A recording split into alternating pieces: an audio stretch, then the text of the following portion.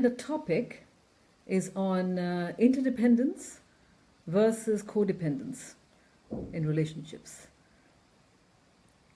Relationships are the most integral things, area to look at in our lives every single day, and I wanted to explore this facet, which is on interdependence versus codependence, because there are still many codependent relationships, and we actually need to move to more interdependence as we move forward and ascend and evolve.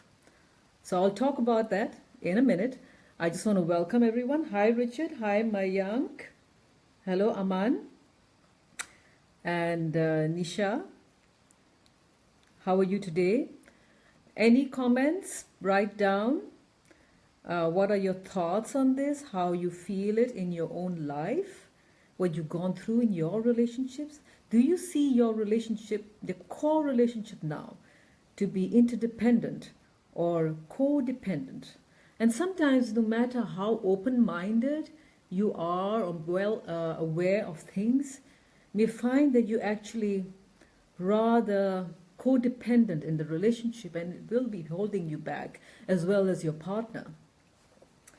So why am I talking about this? Because I have gone through this myself over the past many years in various relationships and my key relationships, and I found that I had to actually shift to becoming more interdependent, even though in my mind I was practicing it and I knew that the benefits of it. It wasn't really in reality. I thought I was practicing it, but it wasn't, like I said, it wasn't really in reality. So it's really something we need to look at. Welcome. I'm going to start in less than a minute. Kumar, hi, Vivek. All right. So, yes, codependency versus interdependency. Now, I wonder if you've heard of this well-known author called Bruce Lipton. He's one of my favorite authors. He wrote the book, The Biology of Belief. He believed that we are like one collaborative superorganism. And it is true. I look at all of us as a tapestry of consciousness. We all come from the same source, from God. From the one true Godhead, and we are part of a tapestry. Some of us brighter than the other, and that's reality. Some not so bright, but we are all connected. So in that way, we are interdependent. We are designed to be interdependent. Now, if you look in nature, you see the animal kingdom being interdependent on each other. You see the ecology and the animals dependent on the whole in the ecosystem for consumption and decay and reproduction. So that whole thing is interdependent. But what does interdependent really mean? And why is it so important to look at it right now? And what does codependent really mean? Do you know what are the differences between both of them? If you do, please type it out. Okay, so I will explain the definition. Interdependence is a mutual reliance between two or more people or two or more groups. And this concept is different from a dependent relationship. Dependent relationship means that you are fully dependent on someone else or some other group, and you cannot sustain yourself on your own. You don't have a sense of identity if that person or that group is not with you. You just lose yourself. You don't know who you really are. And that is really a dependent relationship. You depend. You are not self-sustaining. And the same thing for the other party. Now, interdependence, there is dependence, but there is some level of autonomy. some level of independence of thought. Depends on the various degrees. Imagine a scale on the various degrees of interdependence. So depending on what scale you are in your relationship, it would affect the outcome, how it is, the communication, and the health of the relationship. So that's the definition of interdependence. An interdependent relationship, the participants are emotionally, economically, and morally reliant on each other, and they're sort of responsible for each other. It sounds wonderful, and it is wonderful. It is how we are designed on earth. And those who really practice interdependence in a healthy way, they really thrive. So whether it's groups or in a couple. Now, there's another thought where some groups believe that independent relationships are far better, that individualism or independence is so key. So there is very little reliance. I live my life, you live your life. I will do what I want. I have my own, I rely on myself.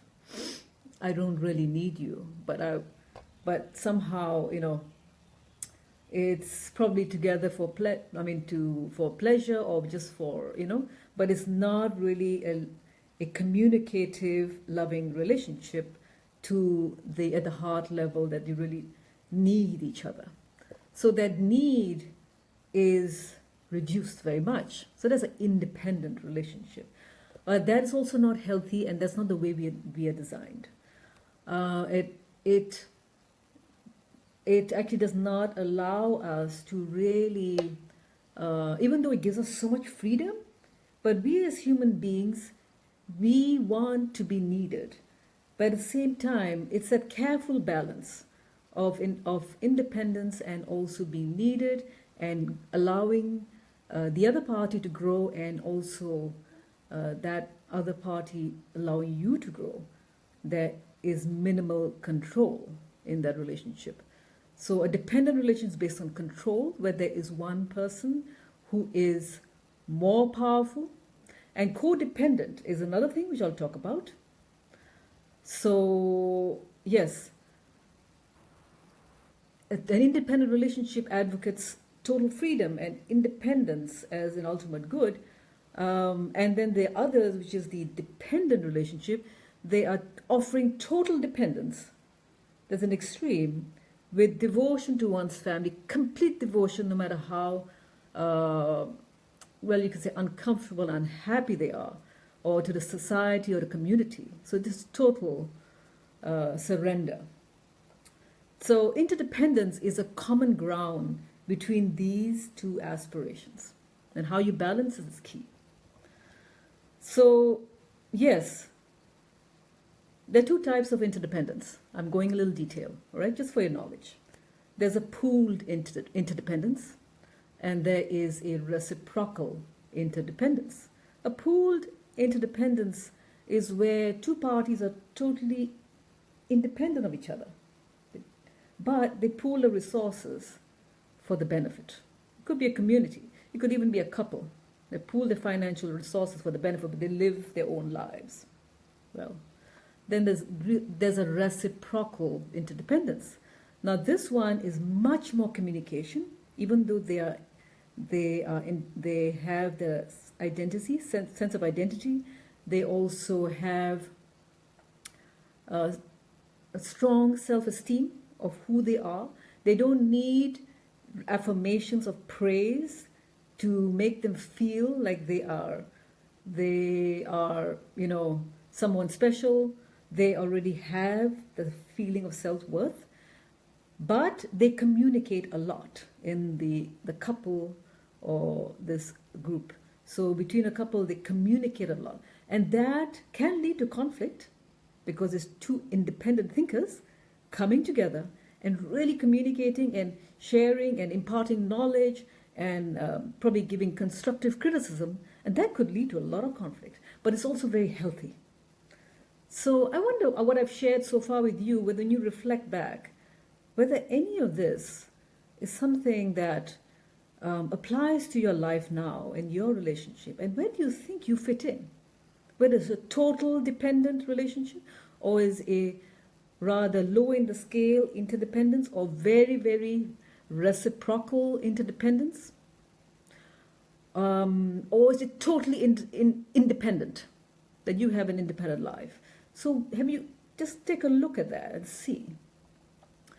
Now, our society is highly specialized and interdependent.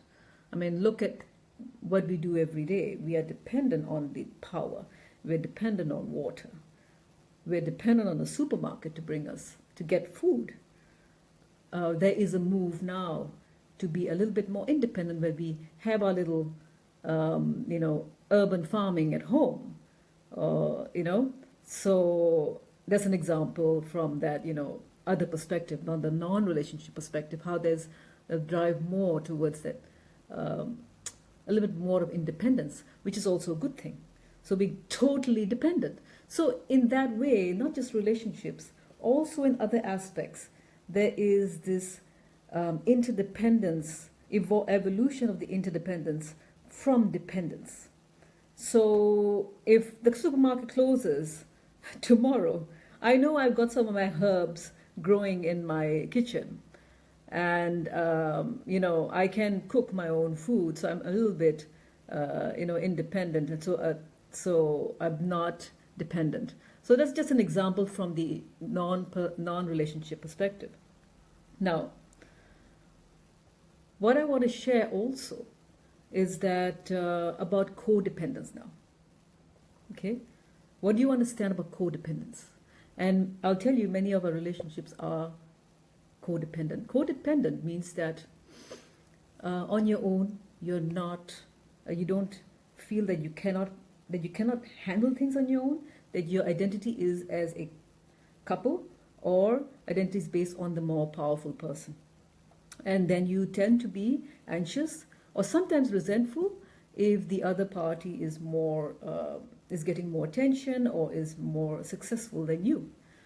That's one way of looking at it. Also, the more powerful person tends to control you.